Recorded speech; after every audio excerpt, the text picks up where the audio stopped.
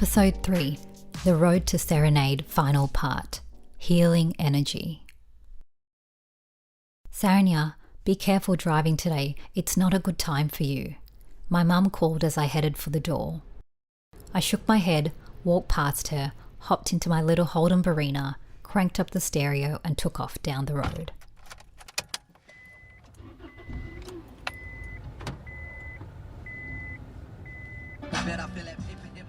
Astrology had always lingered in the background growing up. My parents somewhat superstitious, and my mum had a particular interest in it herself. She would occasionally give me advice about different stages in my life, but I rarely paid much attention. Born on the cusp, the 23rd of August, I had long believed I was a Leo. I felt aligned with the traits of the fierce Leo personality and never thought to question it. As a teen, I'd occasionally check my daily horoscope online, but it was all just a bit of fun.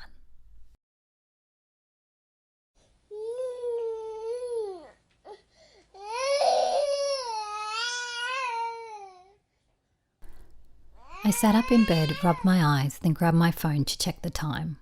11:11. Strange, I thought, as I walked down the dark hallway to my daughter's room. She's 2.5 and still wakes a few times at night, and either my husband or I will end up sleeping with her. Little did I know that 3 years later we'd be co-sleeping full-time, each of us with one daughter. The year is 2022, and it's been an interesting one, to say the least. After being at home for almost 1.5 years as a stay-at-home mum in the midst of a pandemic, I craved adult conversation and the feeling of starting something and actually finishing it. My heart longed for the joy of feeling productive the way I once did prior to becoming a mum.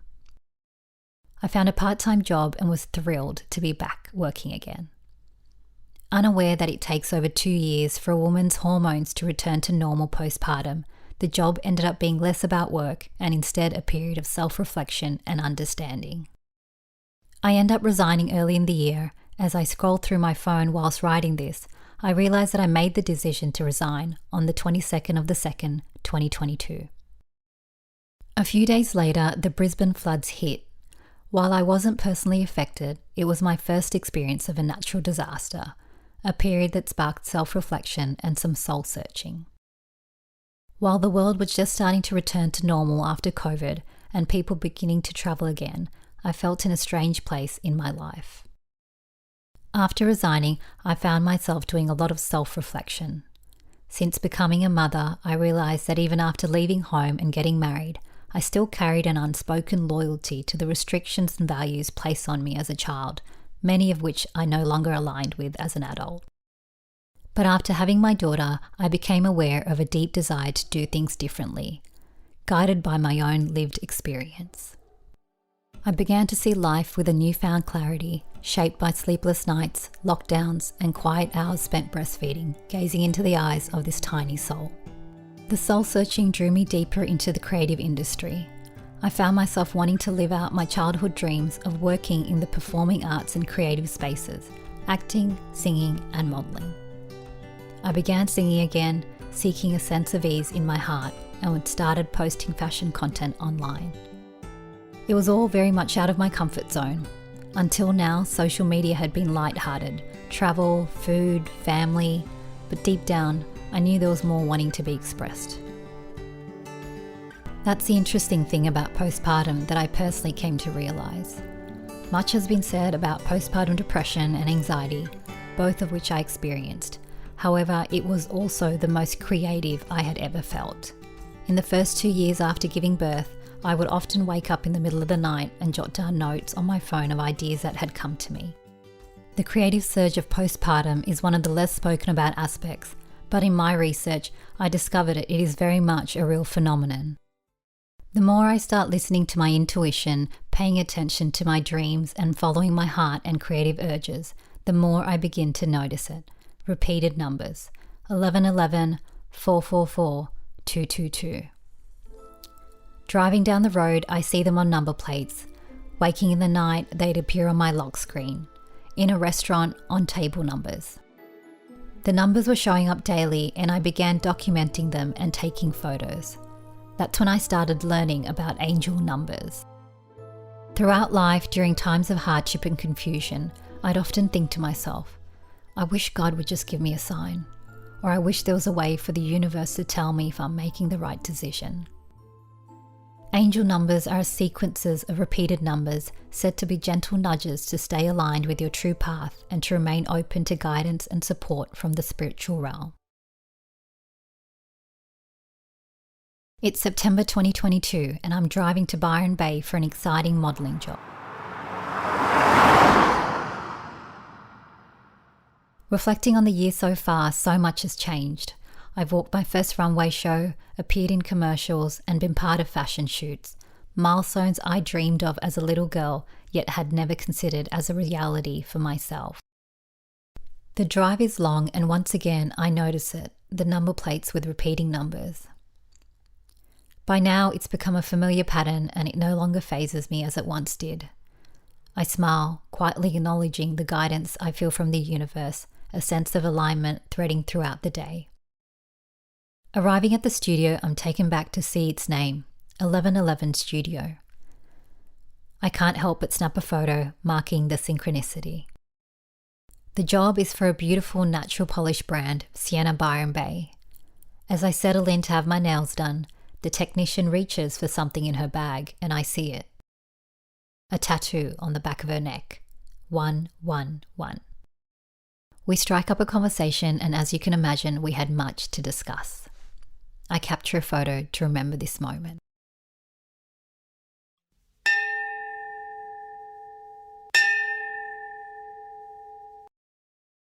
I grew up in a family that went to the temple every Friday, sometimes several times a week. We also regularly visited the church in Malgoa and the Buddhist temple in Wollongong. On holidays overseas, my parents would hire a van and travel around the country visiting various temples. As a child, I'd much rather be doing something else, but I still enjoy the travel and seeing new spiritual spaces. My family ate vegetarian every Friday and during religious periods. Weekends were spent at Tamil school and Saiva school learning about Hinduism. But if I'm honest, I was mostly there to hang out with friends, drink the watered down orange cordial and hopefully get there in time for my pick of the Arnott's assorted cream biscuits. Despite spending much of my childhood at the Hindu temple and other places of worship, if you had asked me a question about Hinduism, I wouldn't have a clue. What I did love, however, was the inner peace and joy these spaces offered. Whether it was catching up with cousins, laughing with friends, singing during the bhajan, or simply resting against a pillar, places of worship became a space of solace for me. It wasn't until my 30s, however, that I developed a genuine curiosity to understand Hinduism and spirituality on a deeper level.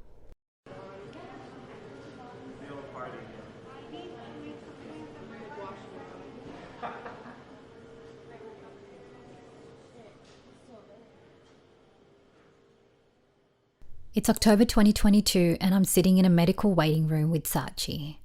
Since experiencing depression in my 20s, I had had episodes of severe reflux and insomnia, coming and going over time. During my first pregnancy, the reflux increased but subsided afterwards.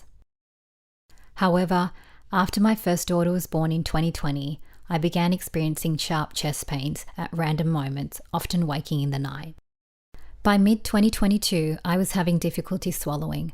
Food would get stuck in my esophagus and only move through after drinking water. As the condition worsened, I was advised to book an endoscopy, followed by a barium swallow test. When I'm called in by the gastroenterologist, I pick up Sachi and head into the room, taking a seat. Okay, look, it's nothing serious like cancer or anything, he begins. I look at him in shock. I hadn't even considered cancer as a possibility. Or maybe he was trying to make a joke. I'll never know. He continues, you've got something called achalasia. Reeling from the first statement, I'm now even more confused. Achalasia. Achalasia, a rare disorder where the esophagus struggles to function properly, making it difficult for food and liquid to pass into the stomach. I ask what caused it. He says he doesn't know. It can be triggered by a number of factors and doesn't elaborate.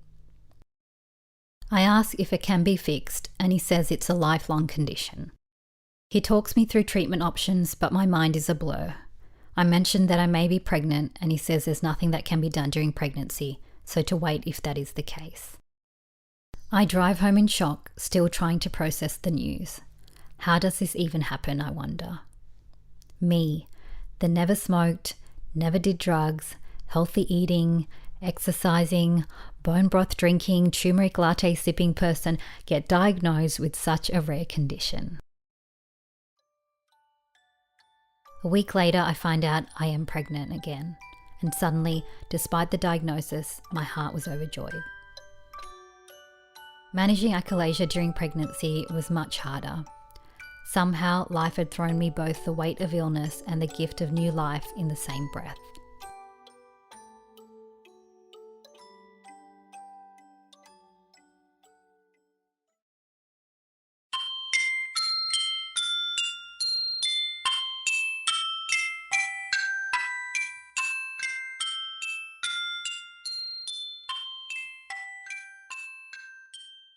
The year is 2025 and I'm now a mum of 2 little girls. After a long day with the kids, I find myself doom scrolling when an infographic on Chinese palmistry catches my eye. Ever the inquisitive soul, I start learning about the different lines and reflecting on my own life. That little infographic sent me down a rabbit hole and months of exploring astrology, numerology, and life path numbers. Astrology, numerology, life path numbers, they all point me in the same direction. I'm meant to write and speak. To shift my focus towards creating on a larger platform for the collective. I feel confused, but also not. I've watched Sex and the City a million times, pining over Carrie's career and thinking, what a dream job. Yet I never considered it a reality for myself, despite the fact that writing had been the core of my work for so long. My research, however, is pushing me to write on my own life experiences, and this I am not so comfortable with. Growing up, my family faced many hardships, real ones that completely altered a traditional childhood upbringing.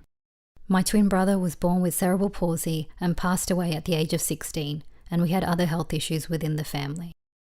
My parents always did the best they could, raising 3 kids in a foreign country where English was their second language, working hard to provide us with a good life. Like all children, I experienced the challenges of growing up, but in a family marked with health issues and the passing of a child, I learned to keep my problems to myself, internalizing much of my own pain. As I grew, I focused on getting on with life. Not wanting to burden anyone, I channeled much of my energy inward, becoming fiercely independent. By May, I'm thinking about getting a proper astrological reading done, realizing that what I've pieced together on my own may not be entirely accurate. And then it happens. I see a story posted on Instagram from the same nail polish brand I'd worked with 3 years earlier about an astrologer. Something in me sparks when I see that post. The same brand I'd worked with during that Byron Bay job, the one with the angel numbers, was now pointing me towards an astrologer. I book a session. As the appointment approaches, I find myself reflecting on all the threads. The sleepless nights with my daughters, the creative surges postpartum, the angel numbers, and the soul searching. Going into that reading, I don't yet realize it will become the beginning of Serenaid, a place where all my writing, my voice, and my story will finally find a home. The astrological reading is an hour, and without going into much detail, it's accurate. She describes my personality to me in a way only myself or someone that knows me on a soul level could. I'm born on a cusp, but I am in fact a Virgo. Not only am I a Virgo, but I have 3 signs in Virgo, so in the simplest way, the energy in this area is intense. Virgo is all about improving, refining, and wanting to do things better, but the shadow is chasing perfection, and as a result, often stunting one's growth, because as we know, perfection is not real. With an MC in Sagittarius and Moon in Taurus in the 3rd house, she tells me that I should write and speak from the heart, confirming what I already had researched. She tells me it must be from my own life and my own lived experience, and that this is where the beauty lies. Again, I feel sadness in the discomfort of sharing about my life and childhood for fear of potentially upsetting those closest to me. She touches on things from my childhood too deep that no one could have known, and I come away from the reading feeling enlightened, but also wanting to know so much more. I continue on with my research and learning on spirituality. That's when I come across the concept of chakras, an ancient system studied for centuries as a way of understanding the flow of energy in the body. Each chakra is said to correspond to certain aspects of life, physical, emotional, and even creative. One in particular stands out to me, the throat chakra. It's traditionally associated with voice, expression, and communication, but also with the throat and esophagus. I'm not a health professional, and I don't see this as a cause and effect explanation. For me, it was more symbolic, a mirror reflecting something deeper. I had spent years holding back words, shelving ideas, quietening parts of myself. And now I was living with a condition in the very area tied to expression. As I've said before, this is not a self-help podcast, but I'm here to share some of my resources and learnings in my process of self-discovery. In my last episode, I talk about how I learnt that suppressed creativity often leads to mental health issues, as it did for me. In this episode, the message I hope to convey is that I'm learning to hold space for both. I can say I love, respect, and appreciate those who cared for me, knowing they did the best they could with the knowledge they had, alongside their own internal struggles and childhood traumas. And in the same breath say, I understand I must honour my own needs too, as I don't wish for future generations to continue in a cycle of pain. Not fully accepting what has happened and simply pushing forward with achievements and ticking boxes won't heal the pain over time. It can manifest into real health issues. I haven't really spoken on my own childhood trauma, and I don't know that I ever will, but I will say childhood trauma and unmet needs are very real, and the body always keeps score. In closing this episode, I invite anyone who resonates with it to reflect on your own life and consider where you may have not allowed yourself to fully experience the emotions from something that has happened, perhaps out of fear of facing a truth that has long been pushed down. And with that, I leave you with this week's Serenaid, Angel Numbers, from Chris Brown's 11th album, 1111.